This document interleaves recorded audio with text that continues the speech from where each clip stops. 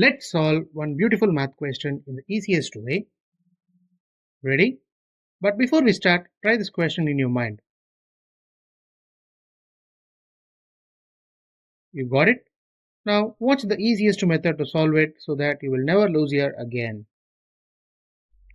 We have given 90 divided by 9 minus 3 factorial. To solve this, first we have to know the value of 3 factorial. 3 factorial is nothing but 3 into 2 into 1, that is 6. Now we just rewrite the entire given equation. So 90 divided by 9 minus 3 factorial changes to 90 divided by 9 minus 6. So as per Bode-Mass rule, first we are going to do division. 90 divided by 9 becomes 10. Now the entire equation becomes 10 minus 6, that is 4.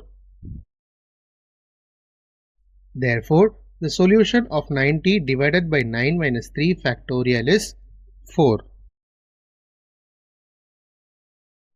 Hope you guys understood this concept and enjoyed my video. If you have any doubt in any part, do comment in the comment section and I am ready to answer that doubt and make you guys clear with it.